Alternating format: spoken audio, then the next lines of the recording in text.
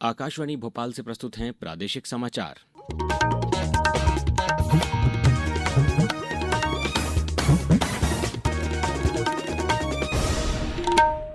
नमस्कार, समाचारों के साथ मैं अभिषेक कटियार। सबसे पहले इस बुलेटिन के मुख्य समाचार। मध्य प्रदेश की 16वीं विधानसभा का मानसून सत्र आज से होगा प्रारंभ। 8 अगस्त तक चलने वाले सत्र में होंगी 10 बैठकें। प्रधानमंत्री ने की मन की बात कार्यक्रम में भोपाल की सकारात्मक सोच टीम की प्रशंसा।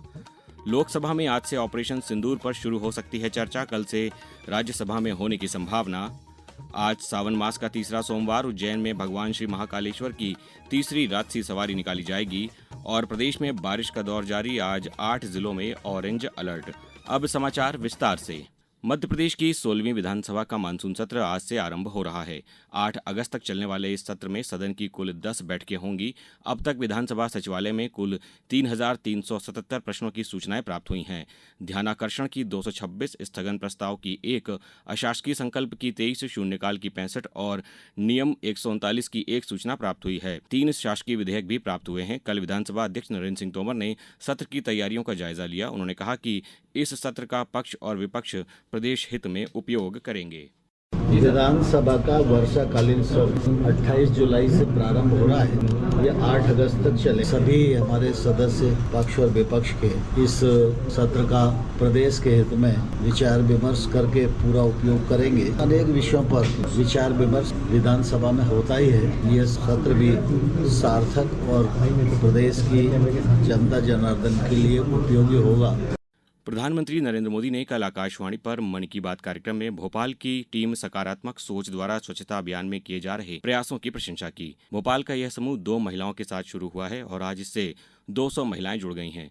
टीम का ध्येय वाक्य डिस्पोजल का बहिष्कार और कचरा मुक्त पृथ्वी का सपना है। टीम ने बर्तन बैंक बनाकर कपड़े के थैले मंदिरों, सब्जी मंडियों में निःशुल्क बांटकर लोगों में प्लास्टिक का उपयोग न करने के प्रति जागरूकता पैदा की है। टीम ने 17 पार्कों में श्रमदान भी किया है। प्रधानमंत्री के उत्साहवर्धन से महिला टीम में नया जोश भर गया है। टीम की संस्थापक सदस्य किरण शर्मा ने प्रधानमंत्री का आभार जताया है। हमारे यशस्वी प्रधानमंत्री श्री नरेंद्र मोदी जी ने सकारात्मक सोच के बारे में पूरे भारत के पटल पर उन्होंने सराहा है। हम कचरा कम करने के लिए बहुत सारी चीजें चला रहे हैं, जैसे कि हम बर्तन बैंक रन कर रहे हैं। लोगों को बर्तन देते हैं निःशुल्क, वो लेके जाएं और अपने कार्यक्रमों में यूज करें ताकि डिस्पोजेबल का प्रयोग ना हो। और हमें लगता है कि हम लोग बहुत कुछ अच्छा कर रहे हैं और अपने देश के लिए कुछ कर पा रहे हैं। मोदी जी ने छोटा सा आह्वान किया था और आज हम उसको इतना आगे लेके जा रहे हैं। ये हमारे लिए भी, पूरी टीम के लिए भी गर्व की बात है। टीम की एक अन्य सदस्य सोनाली देशपांडे ने कहा कि वे अपने को गौरवान्वित महसूस कर रही हैं।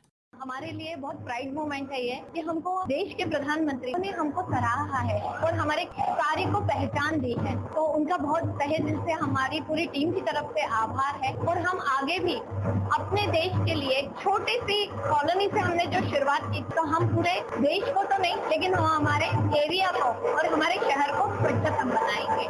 मुख्यमंत्री डॉक्टर मोहन यादव ने भी सकारात्मक सोच टीम की बहनों के परिश्रम को बधाई दी है। रीवा में आयोजित रीजनल पर्यटन कॉन्क्लेव का कल समापन हो गया। कॉन्क्लेव में पर्यटन व्यवसाय से जुड़े 600 से अधिक प्रतिनिधियों ने भागीदारी निभाई।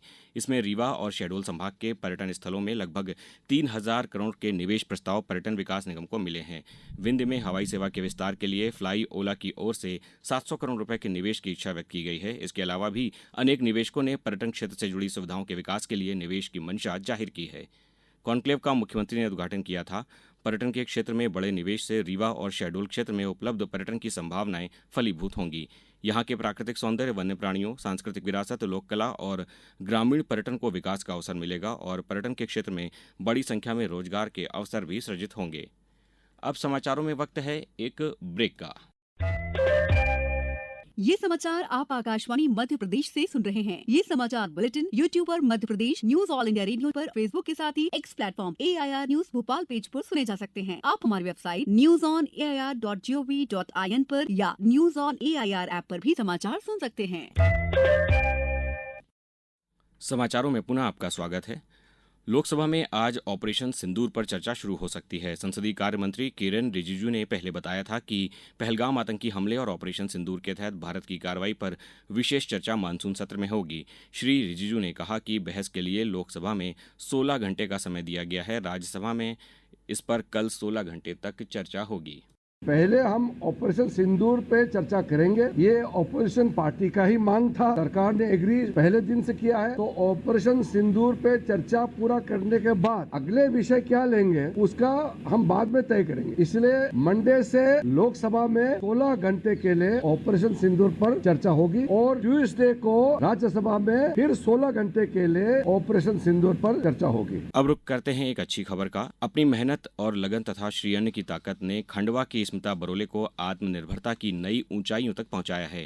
पेश है हमारे संवाददाता की एक रिपोर्ट।